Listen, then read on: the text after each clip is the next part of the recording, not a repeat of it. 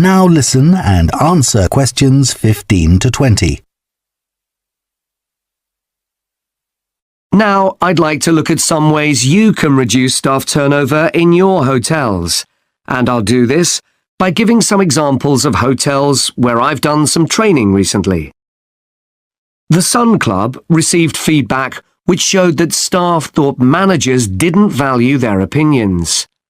They weren't made to feel they were partners who were contributing to the success of the business as a whole. This situation has changed. Junior staff at all levels are regularly invited to meetings where their ideas are welcomed. A year ago, the Portland recognized the need to invest in staff retention. Their first step was to introduce a scheme for recognizing talent amongst their employees. The hope is that organizing training for individuals with management potential will encourage them to stay with the business. At Blue Water, managers decided to recognize 50 high achievers from across the company's huge hotel chain. As a reward, they're sent on an all-expenses-paid trip abroad every year. Fun is an important element in the trips, but there's also the opportunity to learn something useful.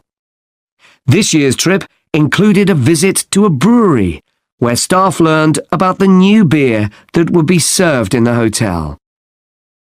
Pentlow Hotels identified that retention of junior reception staff was an issue. In order to encourage them to see that working in a hotel could be worthwhile and rewarding with good prospects, they introduced a management program. These staff were given additional responsibilities and the chance to work in various roles in the hotel. Green Planet wanted to be seen as a caring employer. To make life easier for staff, many of whom had childcare responsibilities, the hotel began issuing vouchers to help cover the cost of childcare. Louise Marsh at the Amesbury has one of the best staff retention rates in the business.